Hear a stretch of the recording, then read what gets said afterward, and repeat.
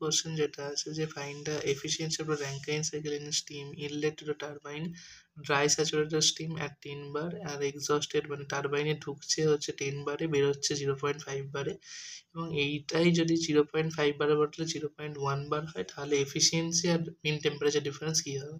তাহলে প্রথমত আমি 0.5 বার সেই কেস ওয়ানের জন্য করি, তারপর 0.1 বারের জন্য সিমিলার অঙ্ক হবে। তো দেখো আমরা এটা যেটা করব সেটা হচ্ছে আমাদের যে টোটাল সার্কিট হচ্ছে এখানে বয়লার থেকে টারবাইন থেকে কন্ডেন্সার থেকে পাম্প।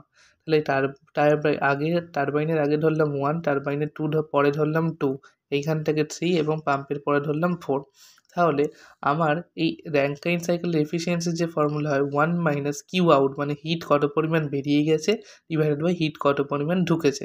এবার আমি হিট ঢোকে কোথায় না বয়লারে, আমি হিট দিই কিউ ইন।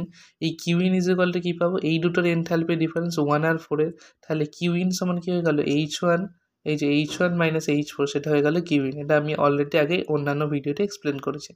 এবার কিউ আউট মানে কোথা থেকে বেরোবে না, এই স্টিম যখন কনডেন্স হবে তখন হিটটা এখান থেকে বেরোবে, কুলিং ওয়াটারের মাধ্যমে হিট রিলিজ হবে।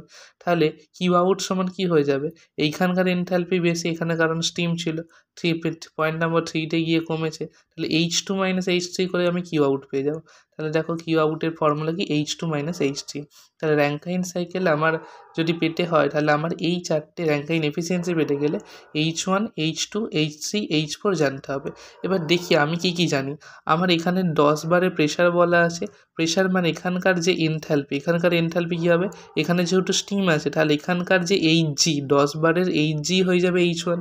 তাহলে আমি লিখে নিয়েছি 10 বারের যে Hg সেটাই হয়ে যাবে H1, যেটা হয়ে গেল পেলাম স্টিম টেবিল অনুযায়ী 2776.2 যে কোনো একটা আসছে, এরকম একটা ভ্যালু আসছে। এবার অ্যাট দ্য পয়েন্ট 2 এর আমার কী দেওয়া আছে, 2 এর প্রেশার দেওয়া আছে, কিন্তু 2 এখানে যে স্টিমটা আছে সেটা আলটিমেটলি কনডেন্স হচ্ছে। তো এই 2.5 বারে আমি অনেকগুলো ডাটা পাবো, HF পাবো, HFG পাবো, SF পাবো, SFG পাবো, কিন্তু এর কোনোটাকেই আমি বলতে পারবো না যে এই পয়েন্টের আমি এনথালপি বলতে পারবো না, এই পয়েন্টের এনথালপিটা আমাকে বার করতে হবে। তারপর দেখো আমি পয়েন্ট নাম্বার 3তে আসছি। পয়েন্ট নাম্বার 3-র ক্ষেত্রে আমার এনথালপি H3 বার করতে হবে, আর পয়েন্ট নাম্বার 4-এর ক্ষেত্রে এনথালপি H4 বার করতে হবে। দেখো আমার 10 বারের যে ডাটা, 10 বারের ডাটা আমার কী দেওয়া আছে 10 বারের, আমি তাহলে সেখানকার এনট্রপি জেনে যেতে পারি। সেখানকার যে এসজি যেটা হবে, যেহেতু 10 বারেতে সবটাই স্টিম আছে টারবাইনে ঢোকার আগে, তাহলে এনট্রপিটাই এসজিটাই হয়ে যাবে S1। তাহলে সেখান থেকে পেলাম, ইউনিটগুলো লিখে নিও। H1 পেয়ে গেলাম, এনথালপি পেয়ে গেলাম। H2 আমার জানা নেই। এবার H3 মানে কি, H3 মানে হচ্ছে এই দেখো 0.5 বারে আমি যদি বার করি HF মানে কি, HF মানে ফ্লুইড, তাহলে 0.5 বারের কন্ডেন্সারে যে ফ্লুইড তৈরি হয়েছে সেইটার, তাহলে এখানকার যে এনথালপি হবে কনডেন্সেড ওয়াটারের এনথালপি। HF মানে কি বোঝায়, HF মানে তো বোঝায় যে ফ্লুইডের এনথালপি। তাহলে এখানে বেসিক্যালি H3টাই হয়ে গেল এই HFটা, যেটা হচ্ছে 340, বোঝা গেল। তাহলে H3 পেয়ে গেলাম আমি 340, যেটা 0.5 বারে। এখানে প্রথম কেস নিয়েছি বলে 0.5 বার, এটাই যদি সেকেন্ড কেস হয়, সেকেন্ড কেসের দেখো যে প্রেশার বলা আছে 0.1 বার, সেটা হবে। তাহলে এখন আমি ফার্স্ট কেসটা সলভ করছি। আর H3 আর H4 দেখো পাম্পের এখানে কোনো কিছু ইম্পর্টেন্ট ইনফরমেশান দেওয়া নেই, তাই H3 আর H4 আমি পাম্পের ওয়ার্কডানকে নেগলেক্ট করি যদি, তাহলে কী পাবো, H4 আর H3 প্রায় ইকুয়াল। তাহলে H3ও হয়ে গেল এখন 340। তাহলে আমার কি জানা নেই, আমার জাস্ট H2টা জানা নেই। তাহলে H1 জানা, H3 জানা, H4 জানা, H2 জানলে আমি কিন্তু এফিসিয়েন্সি বার করতে পারবো। এবার H2 আমি কিভাবে বার করব, দেখো H2 সমানটা আমরা জানি যে HF প্লাস HFG। তাহলে এখানে আমার ডাটাগুলো জানা, পয়েন্ট 2 এর HF জানা, HFG জানা, কিন্তু ড্রাইনেজ ফ্র্যাকশন আমার জানা নেই। ড্রাইনেজ ফ্র্যাকশন আমি যদি জেনে যাই তাহলে আমি এনথালপি বার করতে পারবো। এবার আমি বলেছিলাম টারবাইনে যে এক্সপেনশন হয় সেটা isentropic expansion for ideal turbine. তাহলে S1 = S2 হবে। তাহলে S1 = S2, তার মানে S1 এর যে ভ্যালু, S1 এর ভ্যালু মানে কি, S1 মানে 10 বারে, তাহলে 10 বারের যে SG সেটাই হচ্ছে S1, মানে কত 6.58। তাহলে S1 তোমার জানা, দেখো। এবং SF আর SFG জানা, কারণ 0.5 বারের রেসপেক্টে তুমি SF জানো, SF এর ভ্যালু দেখো 0.5 বারের রেসপেক্টে SF এর ভ্যালু 1.091 পেয়েছি, SFG 6.504 পেয়েছি। 2.2 এর SF পয়েন্ট 2 এ SF আর SFGর ভ্যালু জানা, এইখানকার S1 জানা, তাহলে এইখান থেকে আমি S সমান কি লিখতে পারি SF প্লাস XSFG, এবং দেখো S1 জানা, SF জানা, SFG জানা, সবগুলো থেকে আমি তাহলে ড্রাইনেস ফ্র্যাকশন পেয়ে গেলাম। এই ড্রাইনেস ফ্র্যাকশন ইউজ করে আমি এনথালপি পেয়ে যাবো পয়েন্ট 2 এর ক্ষেত্রে আমার HF জানা, HFG জানা, তাহলে এনথালপি ইজ ইকুয়াল টু হয়ে গেল HF plus X into HFG, X এর ভ্যালু এখান থেকে পেয়েছি ড্রাইনেস ফ্র্যাকশন, তাহলে এখান থেকে H2 পেয়ে গেলাম।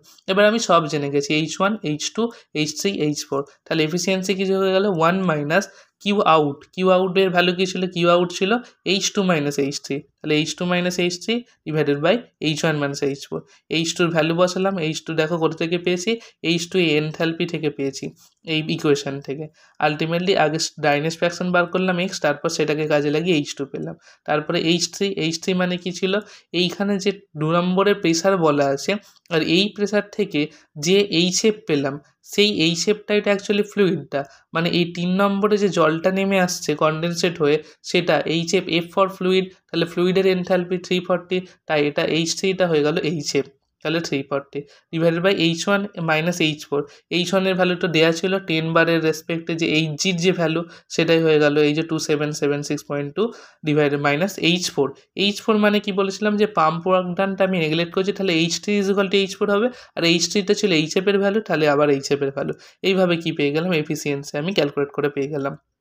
এবার মিন টেম্পারেচার মানে কি, মিন টেম্পারেচার মানে হচ্ছে কত পরিমাণ হিট তুমি দিচ্ছ ডিভাইডেড বাই এনট্রপির চেঞ্জ যেটা হচ্ছে, তাহলে এই কত পরিমাণ হিট তুমি দিয়েছো, কিউ ইন কোথায় দেখো এইখানে 1 আর 4, তাহলে এনথালপির ডিফারেন্স H1 মাইনাস H4, সেই পরিমাণ হিট দিয়েছো, তাহলে H1 minus H4 divided by entropy change কত হয়েছে টোটাল সিস্টেমে S1, এইখানে যদি দেখো S1 মাইনাস S4 হবে, S1 মাইনাস S4, তাহলে আমি এখানে করে দিলাম S1 মাইনাস S4, তাহলে দেখো H1 এর ভ্যালুটা জানা, H4 এর ভ্যালু জানা, কারণ তুমি সব H এর ভ্যালু জানো, S1 মানে কত এনট্রপি, A1 10 বারের যে SG সেটাই S1, সেখানে তুমি পেয়ে গেছো, আর S4 মানে হচ্ছে বেসিক্যালি এখন S3, কারণ পাম্প ওয়ার্ক ডানকে আমি নেগলেক্ট করছি পাম্পকে, তাহলে S3 কি বেসিক্যালি, S3 হচ্ছে এই পয়েন্টে কী ছিল, এই পয়েন্টে ছিল তোমার ওয়াটার, এই পয়েন্টে ওয়াটার মানে এই পয়েন্টের যে SF সেটাই হয়ে যাবে। এবার এই পয়েন্টের SF ছিল 0.5 বারের রেসপেক্টের SF, তাহলে 1.091, তাহলে S3 হয়ে গেল।